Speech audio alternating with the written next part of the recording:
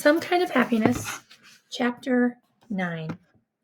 That night, after the adults have gone to sleep, we all sneak out of the house and down to the pit. The trees shiver around us, silver with moonlight. The air is soft and warm on my skin. We sit in a circle, and I dig my fingers into the dirt. Four pairs of eyes lock on me. Kennedy, her hair in a messy bun on top of her head. Dex and Ruth, wide-eyed, sitting on either side of Gretchen. Hello, I think to the Everwood, I'm here. I think, protect us, hide us, because if Grandma wakes up and finds us, I'm not sure what she will do. And then I think to the trees, I hope you will like my cousins, because I'm not sure if they will, or if I like having my cousins here, in my trees by my river. It's silly to think of this place as mine. After only a week, I haven't had the time to properly explore yet, since that first day with Gretchen. But they say people can fall in love in a day or even in a moment. I wonder if Mom and Dad fell in love in a day, or if it took much longer, and if it makes a difference. If the way you fall in love determines how long you stay in love, or if you stay in love at all. I clear my throat. What we're here to discuss tonight is the Everwood and the artifacts Gretchen and I found, and the pirates. And their secret house, Gretchen adds. Kennedy looks skeptical. What pirates? The Bailey boys, it's part of the game. I bite my tongue at Gretchen's continued use of the word game, too nervous to reprimand her. Kennedy is 12. She must be hiding how ridiculous she finds this situation. She can't honestly care. Gretchen nudges me. A long time ago, I say, not looking at Kennedy, I started writing about the Everwood. It's not another world, it's in our world, but you can only find it if it wants you to find it. With Gretchen's help, I tell them about the Bailey boys and how they chased us away from the old house back in the woods. Then I take out the shoe and knife from my backpack. Everyone stares at the knife. Kennedy frowns at me. You didn't, touch the blade or anything, did you? You were careful? If you cut yourself, you'll need a tetanus shot. Grandma told me that once. Of course we didn't touch it, says Gretchen. What kind of knight do you think I am? I'm sorry. A what? Gretchen throws her arms around me. I'm a knight, and Finley is the poor orphan child. Everyone gets a part to play. But it's not a game, I say, avoiding Kennedy's eyes, or a play. I wish we were back inside. Kennedy is quiet. Then she says, Okay, cool. What are our choices? I look up. Really? Kennedy smiles at me. If she thinks this is childish, if she is playing along for the sake of the twins, I can't tell. I smile back at her. I want to be a witch, Ruth cackles, her fingers curled. Kennedy covers Ruth's mouth. You weirdo! Stop screaming. Grandma will flip if she finds us out here. You can't be a witch, I explain, because witches in the Everwood are villainous. Do you want to be a villain? Ruth appears to be thinking hard about it. Well, you can't, I say quickly. We already have the pirates to deal with. Don't you want to be a hero like Gretchen? Gretchen jumps up to her feet and flexes her skinny biceps. Ruth and Dex start laughing. But then the sounds of a slamming door and a crash come from the direction of the Bailey house. Everyone falls silent. We should go inside, Kennedy says, standing up. We're so not supposed to be out here. I shouldn't have let this happen. Oh, no. Oh, don't you go all grandma on us, Gretchen hisses. It's no big deal. Come on, I whisper. We have to see what's going on. Kennedy frowns, but says nothing. We crawl up the far side of the pit and peek out over the top. From here, we can see the Bailey house clearly, and the boy sitting on the opposite ledge of the high river bank. He's swinging his legs through the air, picking at the ground, throwing rocks into the water. I think it's the medium-sized boy, the one who laughed at me while he chased us. He doesn't look so wild and dangerous now. Something's going on over there, Gretchen whispers. I just know it. What was that crash? Kennedy says, It sounds like glass breaking. Maybe we should wake up Grandma and get grounded until the end of time? No thanks. Why is he outside by himself? Dex asks, pushing lumps of dirt with his thumb. I don't know, I say. But something is going on over there. My dad said something happened when he was a kid, or he kind of hinted to it anyway. He said the Baileys aren't good people, that their dad did bad things, but we can't talk about it with Grandma and Grandpa, okay? What kind of bad things? Kennedy asks. I don't know, but I want to find out what. Why do you care about whatever the Baileys did? Kennedy crosses her arms. You don't even know them. None of us do. I mean, we've seen them at school, but we don't actually talk to them. So what is it? What's the big deal? I don't know how to explain it to her in a way that would make sense, but there's a story in these woods waiting for me to write. Then when I write about Everwood, I don't have to think about anything else. Not Mom, not Dad, not me spending the summer away from them. Gretchen pipes up, Look, the important thing is that there's this really old beat up house back in the woods, and we found all this creepy stuff in it. And you can't find an old beat up house in the woods surrounded by creepy stuff and not go investigate. I mean, come on, Kennedy.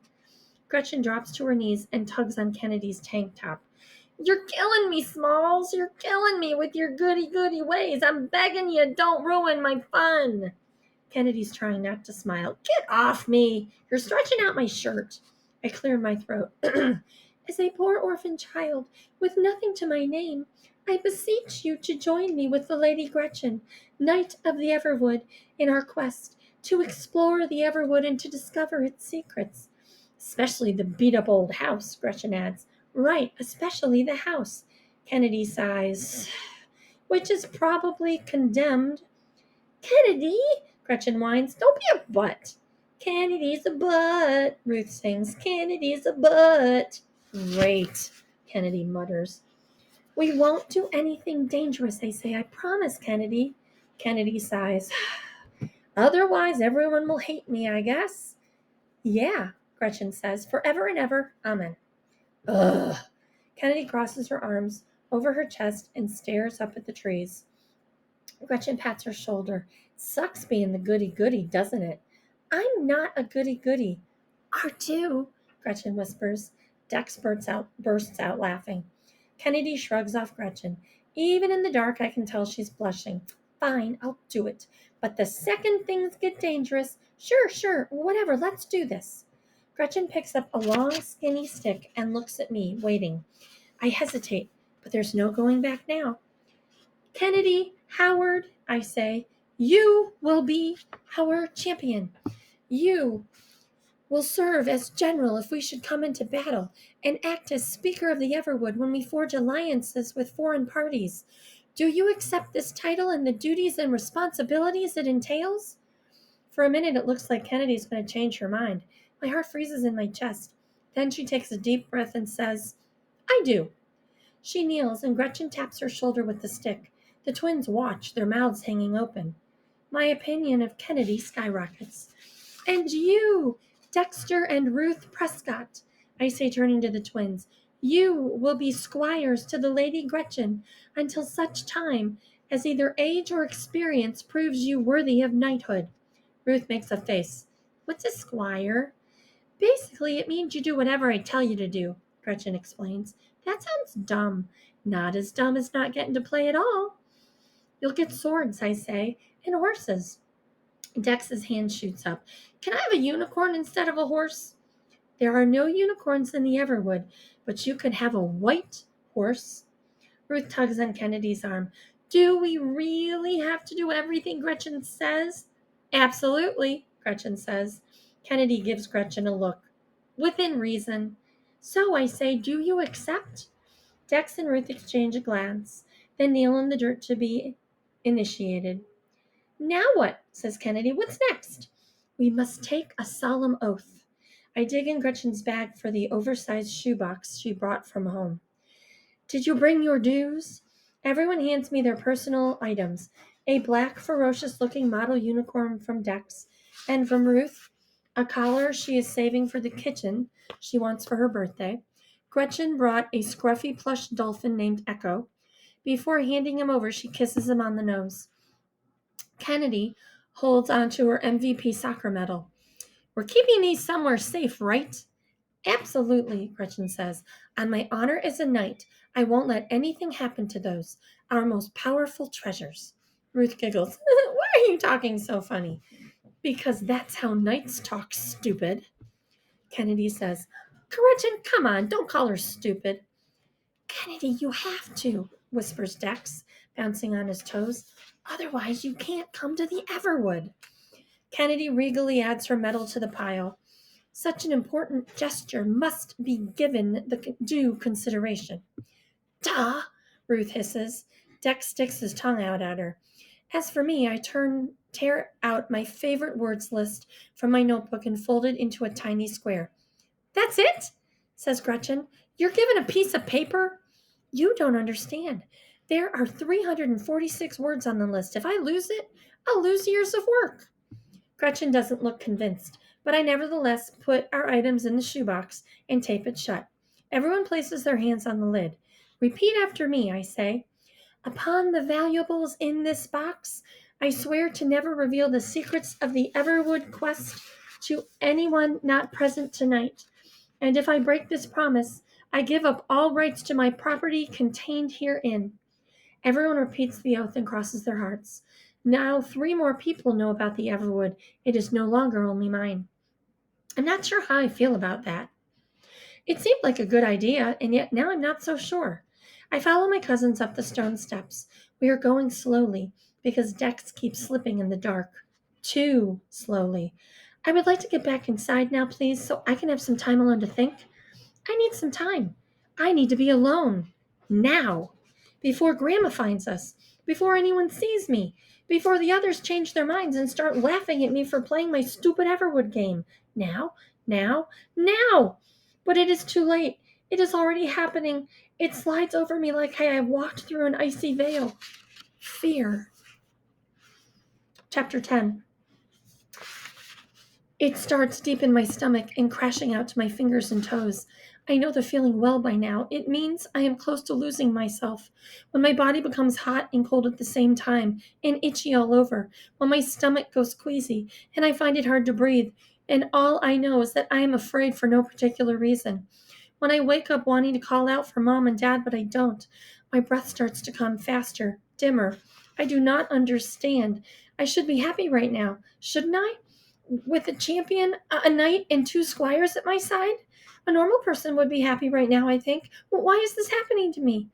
I never know the answer to that question. Is it because my favorite word list is taped up in a box? The flash of white of one of Harthouse's upstairs windows? Is it Grandma spying on us? What will she do to us? Well, what will she do to me? I cross my arms over my chest and stare at the ground. Maybe, if I think hard enough, that feeling will go away. I cannot lose myself, not right now, not in front of everyone. From what I can tell, no one else I have encountered has ever lost himself or herself. If they have, they certainly have not talked about it. My cousins do not seem like the kind of people who lose themselves. Go away, go away, go away! As we climb up the pit, all I can concentrate on is my sweaty hands, my prickly skin, the rhythm of my breathing. Kennedy might be watching. If she thinks something is wrong with me, she'll wake up Grandma, and everything will be ruined. So I will walk and keep my fear locked up inside me. Breathe in and out, Finley. In and out. Just hold on. Don't let them see. By the time we get back inside and upstairs, I'm feeling a little better, but only a little. I sit against the wall, Dex and Ruth on either side of me. It is my responsibility to make sure they stay quiet while Gretchen hides our stash in Avery's room underneath her bed. Seems like the safest place. Who would want to sneak into Avery's room to steal back their dues and risk awakening what is sure to be mighty teenage wrath? Kennedy, standing watch at the end of the hallway, whispers, "Hurry up, you guys!" She bounces on her toes. Gretchen crouches at Avery's bedroom door, our stash under one arm. "Shut up, Kennedy! Do you want me to do this or not?" As soon as Gretchen slips inside Avery's bedroom, Dex and Ruth start giggling. The edges of my body still feel sharp, unsteady. The fear is not far from me. Even breathing the wrong way could send it flying back. Then I have an idea. "Do you hear that?" I whisper. It's difficult to speak. "Hear what?" asks Ruth. "I don't hear anything." "The Everwood, it's speaking to us." Ruth frowns. "Really?" Dex scoots closer to me. "What's it saying?" "It's saying," I close my eyes. "In and out. Just breathe. Think of the Everwood. Think of the oak trees, the ash trees, the gold and green light. It's saying it was impressed by the bravery of the 2 young squires Who dared enter the forest so late at night? It senses you have courageous hearts, that you will one day be glorious knights. I open my eyes and look at each of them. But if this quest fails tonight, you can never be knighted. The Everwood has strict rules, you see. Ruth immediately clamps her hand over Dex's mouth. I pry it loose and pull them close. Hush, squires. The Everwood is listening. They sit as still as statues beside me. From down the hallway, Kennedy gives me a thumbs up. Then a light switches on in Avery's room. Gretchen, what are you doing? Gretchen bolts out of Avery's room, and we tear down the hallway, sliding across the hardwood floor in our socks, trying not to laugh. Kennedy grabs the twins and pulls them inside their room. From behind, as I hear movement, Avery stands at her door. Her hair is a mess, like mine in the mornings. It makes her less scary somehow. Freaks, she whispers and shuts the door behind her. The next morning at breakfast, Avery ignores us all, like usual. If she knows Gretchen put the stash under her bed, she doesn't say anything. We pass giggles around the table like a secret code. Aunt Dee puts down her toast, smiling at us. Okay, what's the story? What happened? What did we miss? But no one says anything. We are bound to secrecy now, the five of us. Gretchen starts laughing through a mouthful of scrambled eggs. Aunt Bridget has to clap her on the back. A chunk of yellow goes flying and hits Uncle Nelson's forehead, and the twins start shrieking. Grandpa glances up at us from his newspaper, his mouth twitching. If you let me in on the secret, I'll take you to the swimming pool this afternoon. Dex's eyes light up. Really? Ruth grabs his arm. We'll think about it, she says primly, then glances at me and winks. She's better at it than Grandpa. Grandpa returns to his reading, but his eyes twinkle at me over the top of the newspaper. The kitchen is bright and smells like coffee, and at this moment I cannot remember what it feels like to feel afraid.